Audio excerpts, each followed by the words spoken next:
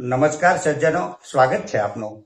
તો સજ્જનો, જ્યારે કોઈ પણ શબ્દ વારંવાર સાંભળવા મળે ને ત્યારે તે શબ્દને થોડો લાઇટલી લેવા લાગતા હોય છે બધા. તે શબ્દ વારંવાર પ્રયોગ થવાથી થોડું તેનું મહત્વ ગુમાવી દેતો હોય છે અને સામાન્યપણે તેને ગંભીરતાથી લેવાના બદલે હળવાશથી લેવામાં આવે છે. તેવો જ એક શબ્દ છે કમ્પાઉન્ડિંગ. આ શબ્દ છે ને તે એક જાદુઈ શબ્દ છે, પરંતુ સતત સાંભળવા મળતો હોવાથી આપણે તેને જાણે અજાણે નજરઅંદાજ કરી દેતા હોઈએ છીએ.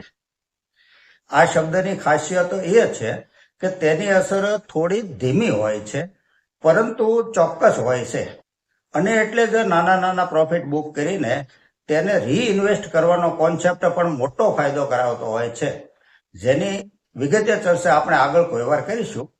આજની ચર્ચામાં આપણે જો આગળ વધીએ તો સૌથી પહેલી કંપની છે કેપીઆઈટી ટેકનોલોજીસ લિમિટેડ. દોસ્તો, અહીં કંપની તથા ફંડામેન્ટલના આજ સુધીના વીતેલા ઇતિહાસની ચર્ચા માત્ર અભ્યાસના હેતુથી કરીએ છીએ. જેને ખરીદ વેચાણની ભલામણ નહીં સમજવા આપણે એક વિનંતી કરું છું. કેપીઆઈટી ટેકનોલોજીસ એક આઈટી કંપની છે જેણે વીતેલા 6 વર્ષમાં રોકાણકારોને 1100%થી પણ વધારે વળતર આપ્યું છે. ફંડામેન્ટલ ઉપર એક નજર નાખીએ તો જે સેલ્સ માર્ચ 24 ક્વાર્ટરમાં 1318 કરોડ હતું તે ત્યાંથી વધીને 1528 કરોડ થયું છે. નેટ પ્રોફિટ 166 કરોડથી વધી 245 કરોડ થયો છે. Year to year net profit જોઈએ તો 147 કરોડ, ત્યાંથી 276 કરોડ, ત્યાંથી 387 કરોડ, 599 કરોડ થઈ અને 840 કરોડ થયો છે. પ્રોફિટનો ગ્રાફ સતત અપ ટ્રેન્ડમાં છે. વીતેલા 3 વર્ષનો કમ્પાઉન્ડિંગ પ્રોફિટ ગ્રોથ 44% છે. સેલ્સ ગ્રોથ CAGR 3 વર્ષનો 36% છે. ઓપરેટિંગ પ્રોફિટ માર્જિન 21% છે. બેલેન્સ શીટ જોઈએ તો બોરોવિંગ 345 કરોડ છે. રિઝર્વ કંપની પાસે 2640 કરોડનું છે. માર્કેટ કેપ 36,433 કરોડની છે. આ એક મિડ કેપ કંપની છે. પી રેશિયો 43 છે. ROC 41% છે. ROE 33% છે. ડિવિડન્ડ yield 0.50% છે. ફેસ વેલ્યુ 10 રૂપિયા છે. શેર હોલ્ડિંગ પેટર્ન જોઈએ તો પ્રમોટર હોલ્ડિંગ 39.44% છે. FII નું હોલ્ડિંગ 17.17% છે. DII 21.29% છે અને પબ્લિકનું હોલ્ડિંગ 21.15% છે. આ એક કન્સિસ્ટન્ટ પ્રોફિટેબલ કંપની છે. આગળની કંપની છે ક્રિષ્ના ફોસ્કેમ લિમિટેડ. કેમિકલ સેક્ટરની આ એક સ્મોલ કેપ કંપની છે. માર્કેટ કેપ 2312 કરોડની છે. આ એક સ્મોલ કેપ કંપની છે. ક્વાર્ટર 4 નું રિઝલ્ટ સારું એવું છે કંપનીનું. સેલ્સ માર્ચ 24 ક્વાર્ટરમાં 263 કરોડ હતું તે ત્યાંથી વધીને 473 કરોડ થયું છે. નેટ પ્રોફિટ 6 કરોડથી વધી 33 કરોડ થયો છે. આ એક ઘણો મોટો પ્રોફિટ જમ્પ કહી શકાય. છેલ્લા 3 વર્ષનો કમ્પાઉન્ડિંગ પ્રોફિટ ગ્રોથ 43% છે. સેલ્સ ગ્રોથ CAGR 3 વર્ષનો 62% છે.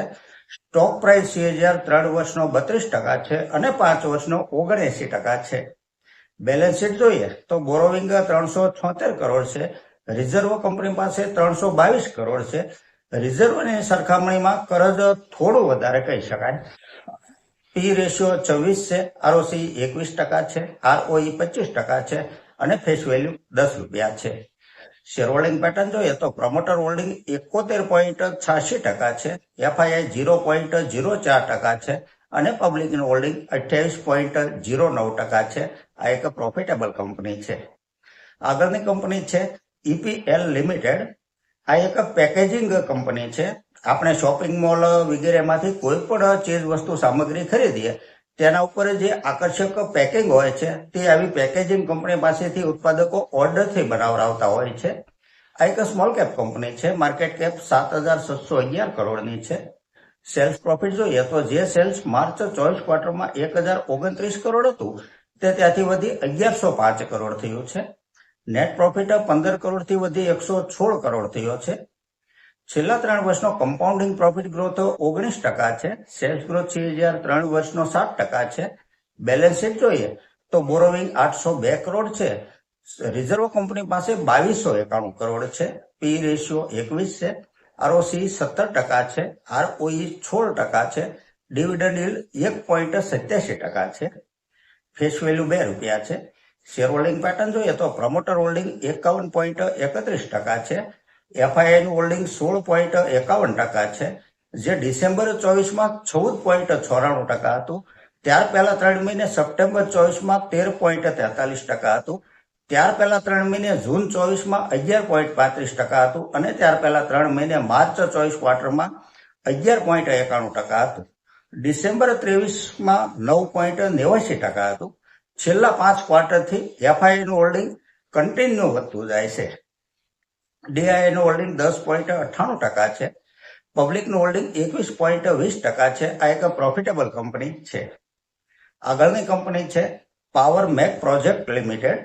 આ એક એન્જિનિયરિંગ કંપની છે જે બોઇલર, ટર્બાઇન, જનરેટર વગેરેનું નિર્માણ કરે છે તથા અન્ય કંપનીના પ્લાન્ટમાં સિવિલ કામકાજ, સંચાલન, દેખરેખ રાખે છે.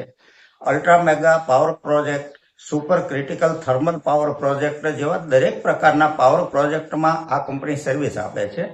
માર્કેટ કેપ 9,982 કરોડની છે. આ એક સ્મોલ કેપ કંપની છે. રેવન્યુ માર્ચ 24 ક્વાર્ટરમાં 1302 કરોડથી વધી 1853 કરોડ થઈ છે. નેટ પ્રોફિટ 84 કરોડથી વધી 130 કરોડ થયો છે. ઈયર ટુ ઈયર નેટ પ્રોફિટ જોઈએ તો 138 કરોડ, ત્યાંથી 207 કરોડ, 248 કરોડ થઈ અને 348 કરોડ થયો છે. પ્રોફિટનો ગ્રાફ સતત અપટ્રેન્ડમાં છે. છેલ્લા 3 વર્ષનો કમ્પાઉન્ડિંગ પ્રોફિટ ગ્રોથ 32% છે. સેલ્સ ગ્રોથ 6025% છે. સ્ટોક પ્રાઇસ 3 વર્ષનો 85% છે. 5 વર્ષનો 82% છે. બેલેન્સ શીટ જોઈએ તો બોરોવિંગ 735 કરોડ છે, તો સામે રિઝર્વ કંપની પાસે 2128 કરોડનું છે. પી રેશિયો 30 છે. આરઓસી 23% છે. આરઓઈ 16% છે. ફેસ વેલ્યુ 10 રૂપિયા છે.